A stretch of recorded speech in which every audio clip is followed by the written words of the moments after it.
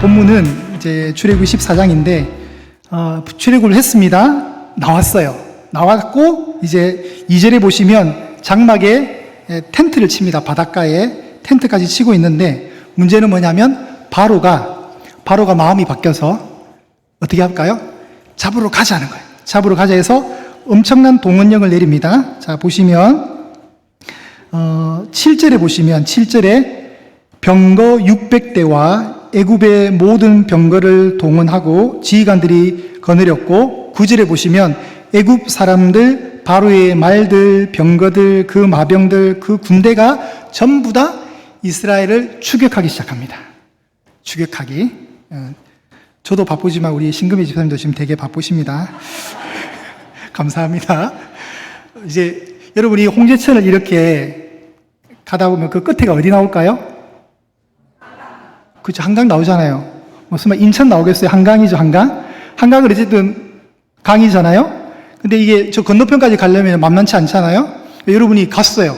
갔는데 뒤에 여러분을 추격하는 게 있어. 그럼 여러분 갇히는 거잖아요. 그죠? 그러니까 이스라엘 상황이 이런 겁니다. 자, 하나님이 모세에게 이제 1절에 말씀하시는 것을 우리가 잘 들어야 됩니다. 하나님이 미리 다 알려주세요. 바로가 마음이 완악해서 아마 너희들을 추격할 거야. 그거 다 알려줘요. 그래서 4절에 보시면 4절에 내가 바로의 마음을 완악하게 한다. 그리고 8절에 가시면 여호와께서 애굽 왕 바로의 마음을 완악하게 했다. 그러니까 뒤쫓아 가야 되겠다고 생각했던 마음을 누가 주신 거예요? 하나님이. 그럼 이거는 철저히 하나님에 의해서 지금 이런 표현은 죄송합니다. 놀아나는 거예요. 놀아나는 거. 하나님의 시나리오 속에서 이스라엘 백성들은 자 3절에 보시면 끝에 광야에 갇히는 꼴이 된 거예요. 광야에 갇혔어요. 앞에는 홍해 바다가 있고 뒤에는 애국 군대가 옵니다. 자, 그러면 이제 여러분 어떻게 됩니까? 성경에는 어떻게 되어 있습니까? 한강이 열려야 되겠죠. 한강이 열려야 되는 거예요.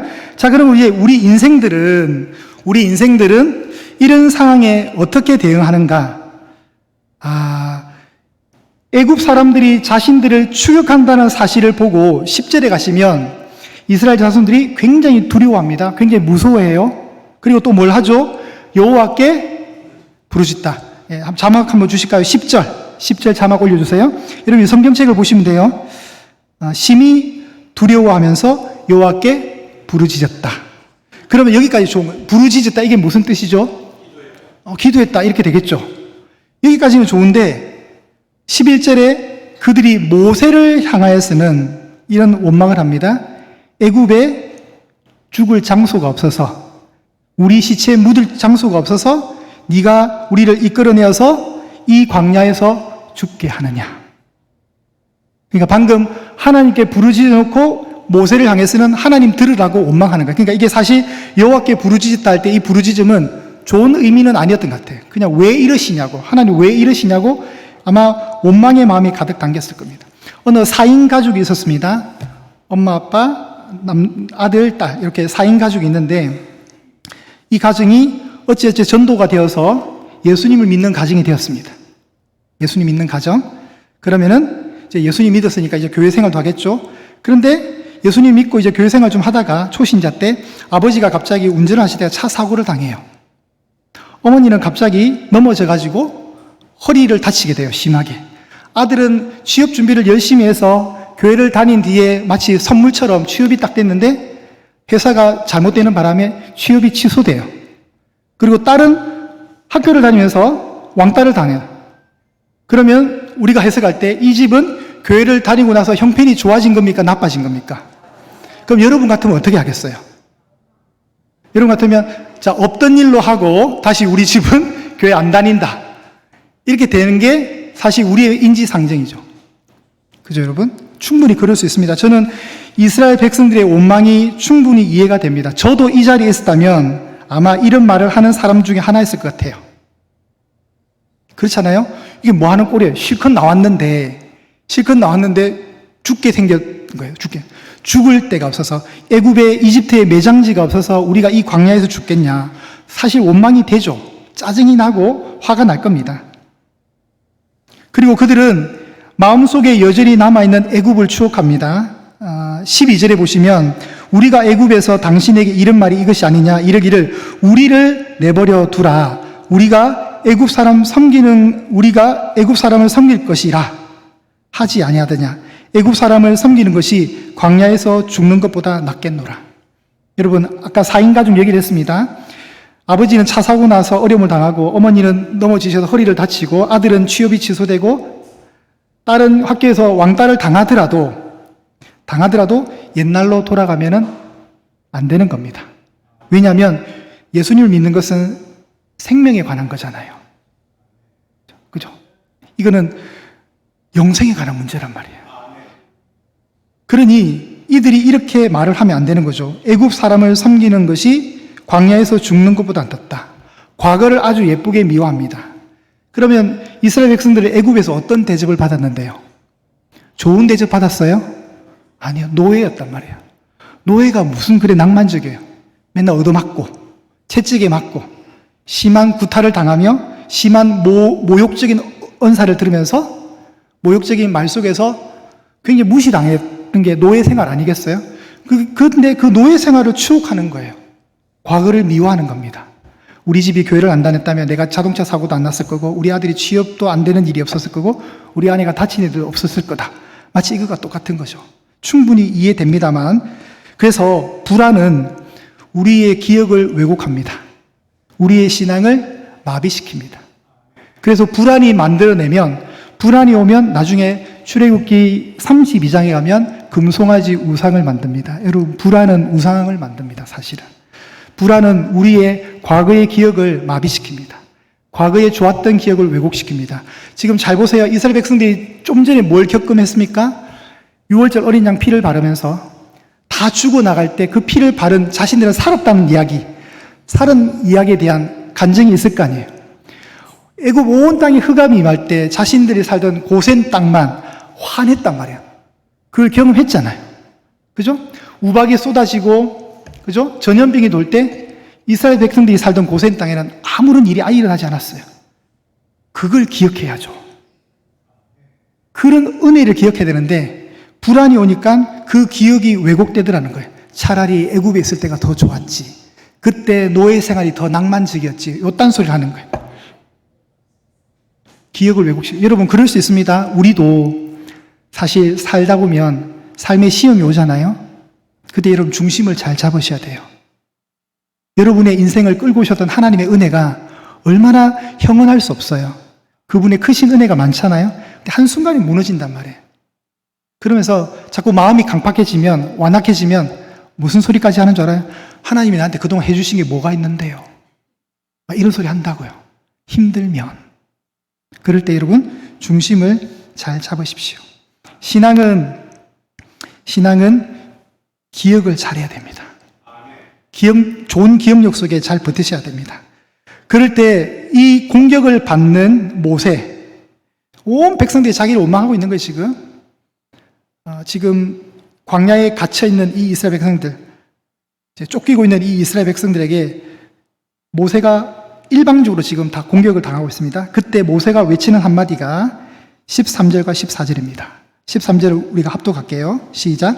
모세가 백성에게 이르되 너희는 두려워하지 말고 가만히 서서 여호와께서 오늘 너희를 위하여 행하시는 구원을 보라. 너희가 오늘 본 애굽 사람을 영원히 다시 보지 아니하리라. 아멘. 우리는 하나님이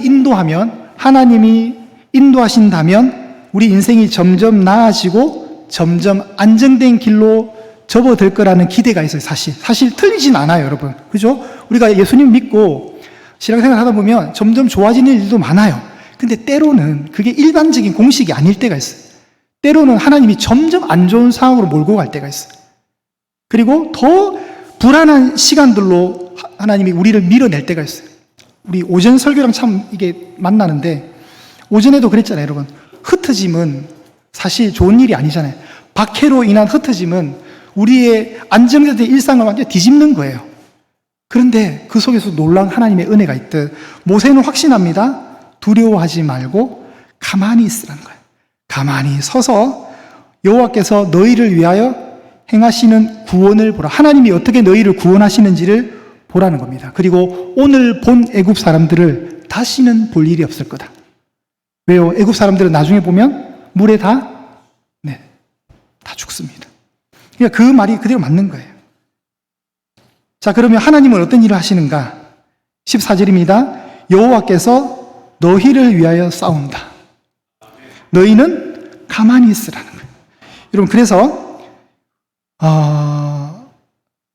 구원은 인간의 전략이나 무기가 아닙니다.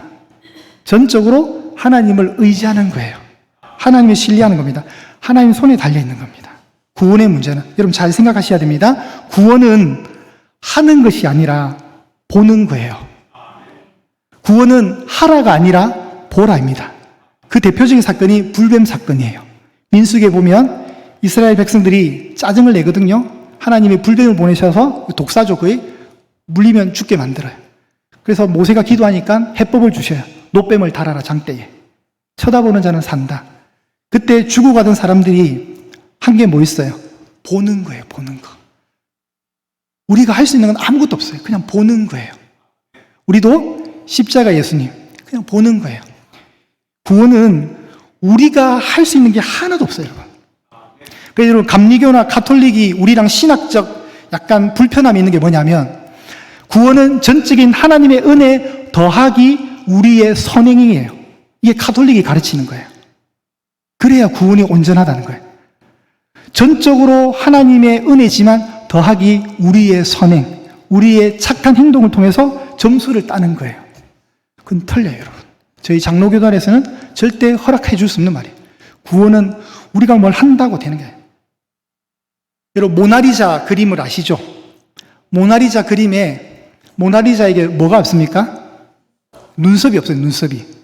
그래서 여러분이 그 볼 때마다 불편해가지고 마음에 안 들어. 그래서 가서 붓으로 눈썹을 그리면 그때부터 그 어마어마한 모나리자의 그림값은 똥값이 됩니다, 여러분. 여러분, 손대는 순간부터. 구원은 그런 거예요. 하나님이 처음부터 끝까지 혼자 다 하시는 거예요. 여러분, 예수님 십자가 지실 때 누가 도와줬어요? 예수님이 그 홀로 모든 걸 감당하셨어요. 십자가 위에서는. 아무도 도와주지 않았어요. 혼자 이루시는 거예요. 우리의 노력은 하나도 없어요. 우리는 뭘 하면 되는가? 그냥 보는 거예요. 바라보는 자는 사는 거예요. 나무에 달린 자를 보는 자는 사는 거예요. 그러니까 우리의 구원은 가만히 있으면 돼요. 가만히 있으면 하나님이 다 알아서 하시는 거예요. 그래서 때로는 신앙은 앞으로 전진하는 것보다 멈추는 것이 시작입니다. 신앙의 시작은 멈춤에서 시작돼요. 내가 뭘 하면 안 돼요. 하지 마세요, 여러분. 하면 어떻게 되는 줄 아세요? 그 구원의 은혜를 희석시켜요. 나도 했기 때문에. 여러분이 만약에 가톨릭의 그런 교리처럼 예수님의 십자가의 구속의 은혜 더하기 인간의 노력이 되었다면, 여러분이 만약에 천국에 간다면, 아니 내가 예수님 은혜 때문에 왔지만 사실 저도 많이 노력했잖아요. 이렇게 되는 거예요, 천국 가면. 그러니 내가 천국에 온 것은 나도 어느 정도 지분이 있다는 거예요. 하나님이 그걸 제시를 하신다는 거예요. 우리는 지분 없어요. 처음부터 끝까지 이루시는 것은 하나님이세요. 오늘 그 그림이 너무나도 잘 담겨 있습니다. 이 출애굽 사건 속에서. 신앙은 움직임보다 신뢰에서 시작합니다. 믿는 거예요, 믿는 거. 하나님이 이 말도 안 되는 상황을 어떻게 풀어 가실 것이다.